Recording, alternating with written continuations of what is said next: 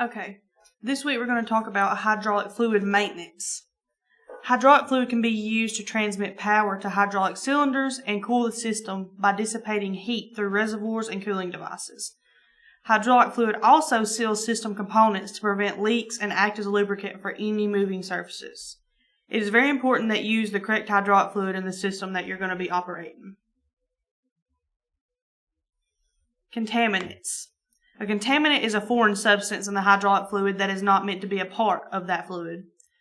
Early hydraulic systems did not filter contaminants because the clearance between moving parts was large enough to allow most contaminants to travel through the system. But as technology advanced, the requirements to keep even the smallest contaminants out of a hydraulic system became a necessity. So here's just a few examples of some contaminants you may find in a hydraulic system. That's going to be dust, dirt, metal, or rubberized plastic chips. So waste contaminants can enter a system.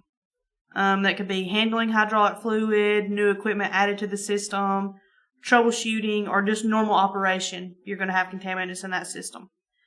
So protection from contaminants help prevent damage to system pumps, valves, and actuators. It can be dirt or dust present in new hydraulic systems, particles from component wear, weld scale, insect and rodent parts, and dirt or dust accidentally introduced during mandatory maintenance or repair. So anytime they do any maintenance or repair to those systems, they automatically assume that there's going to be some kind of contaminants introduced to that system. So contaminants are going to come in 3 sizes. That's going to be smaller than, equal to, or greater than. Sizing contaminants. Contaminants are rated in micrometers, also known as microns. Those particles are going to be visible to the human eye, or they're going to be invisible to the human eye if they're below 40 microns. So an example of something that's invisible to the human eye are red blood cells and bacteria. Contaminants above 40 microns are visible to the human eye. That's going to be human hair or table salt. No matter if the contaminants are visible or not, they can all be harmful to a hydraulic system. So talking about new hydraulic systems, they're not clean enough to be used for normal first-time operation, even though they're brand new. Hydraulic fluid must be filtered before entering the reservoir. This is normally done with a portable filtration unit. A portable filtration unit is a no-fixed filtration machine that filters hydraulic fluid as it is being transferred from a storage device to the reservoir. A breather filler cap assembly is a device used to allow air in and out of a reservoir as the pump delivers hydraulic fluid into the system. So cause and effect of contaminants. You get contaminants in your system, you're going to have overheated hydraulic fluid, premature component failure, complete system failure, abrasion, varnishing. So abrasion is the wearing of a material due to grinding or friction. Abrasion damages moving surfaces. Hydraulic fluid can prevent abrasion because it lubricates those moving parts. Varnish is a coating of a sludge-like residue that results from the breakdown of hydraulic fluid from the heat and pressure within that system. Varnish can cause premature breakdown and failure of hydraulic components by clogging orifices and increasing the thickness of mating surfaces. So you heard earlier that I said there are 3 different sizes of the contaminants that can be in there. Smaller than, they can cause abrasion. Equal to, have the same effect but can lock a moving part. And greater than, can block lubrication from entering the moving parts altogether or can break up into smaller contaminants. So contaminant protection. You can use filters, strainers, suction filter, pressure filter, bypass filter, return line filter. And a filter is a porous device that's used to separate solid material from a liquid or a gas. A strainer is a screen mesh or perforated obstruction used to separate a solid from a liquid. Kind of like if you're just draining off some fruit you just washed in the sink. We use a strainer for that. They use the strainer to get solids from a liquid. Materials used for filters include cellulose, cloth, metallic thread, elements, fiberglass, and perforated stainless steel.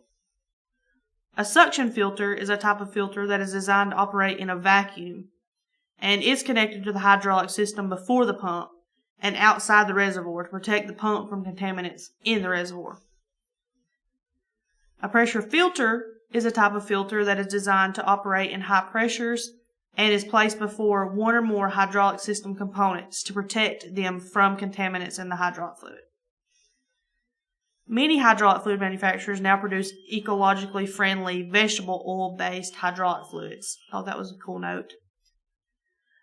A bypass filter is a hydraulic filter equipped with a bypass check valve to allow hydraulic fluid to bypass the filter element as the element becomes clogged.